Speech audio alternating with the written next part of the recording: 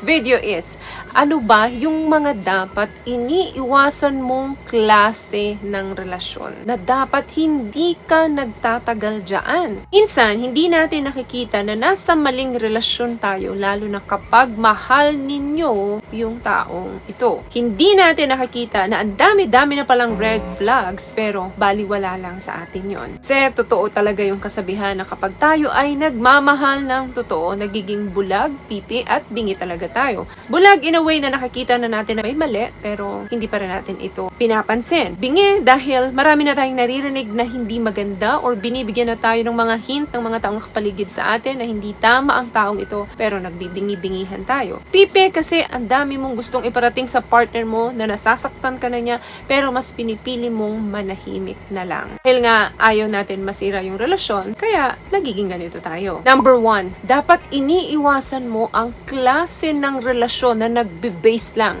sa sex alone. Alam ibig kong sabihin dito, ramdam mo yan, na dumarating lang ang taong ito sa'yo o nagpaparamdam lang kapag may kailangan siya sa'yo. Init ng katawan. And then, pag nakuha niya yun sa'yo, para na namang bumabalik yung lamig, pagkatapos maging mainit sa'yo.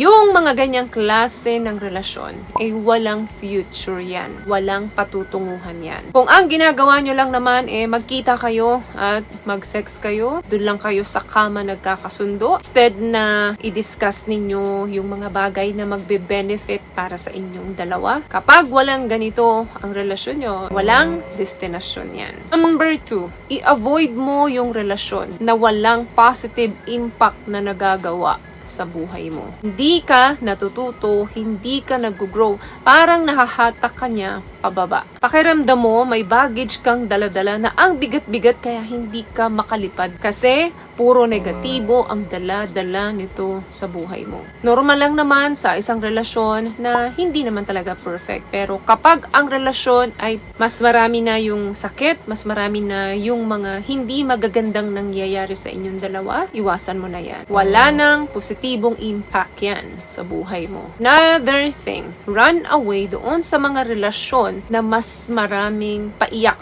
ang ginagawa sa'yo. Gives you more sorrow than joy. Gives you more tears than laughter. Run away. Wala nang maidudulot na maganda yan sa buhay mo. Unti-unti mo nang makakalimutan yung identity mo. Unti-unti mo nang makakalimutan na malakas ka palang tao. Poison na yan sa pagkatao mo. What I love about this product, itong No More Dark Secret ng K-Skin, bukod sa may advanced whitening na siya, na kung saan pwede niyang matulungan na pumuti yung mga singit-singit mo, moisturizing, meron siyang anti-irritation, antibacterial, maintain healthy pH level. Hindi lang pambabae, meron din po tayong pang lalaki. Another thing, wag na wag kang magstay sa relasyon na kahit na mahal mo itong tao na to. The person makes you unhappy many times. Kapag hindi niya na nagagawa, karamihan ng mga pakiusap mo sa kanya, hindi mo na mamamanage ng tama yan. Ikaw lang ng ikaw ang mag-a-adjust dyan.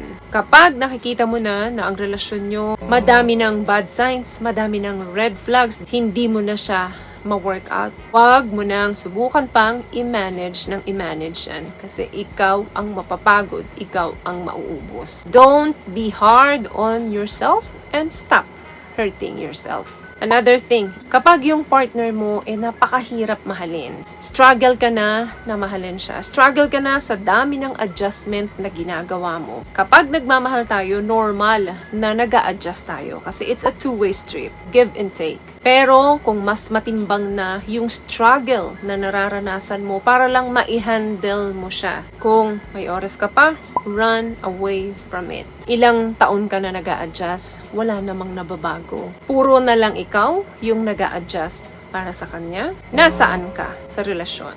Another thing, ito, very important to. Kapag ang relasyon na to ay lumalayo ka na sa Panginoon, avoid any relationship that keep you far away from God. I believe na ang pagsasama ng isang matibay na couple, dapat ang sentro dyan ay ang nasa taas. Kapag pareho kayong may paniniwala sa Panginoon, pareho kayong natatakot sa salita ng Panginoon, magiging matagumpay talaga yung relasyon nyo. Yes, darating ang mga pagsubok, ang ups and downs, mga struggle, pero palagi niyong mapagtatagumpayan yan kapag nasa gitna. Yung belief ninyo sa taas.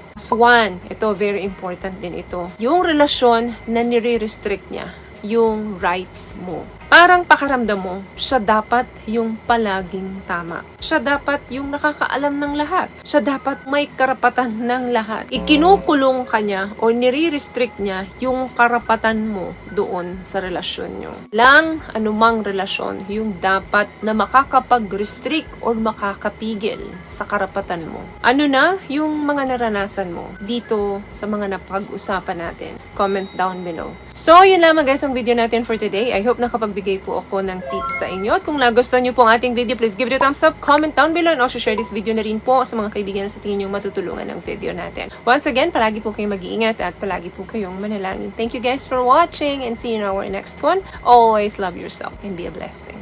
Bye!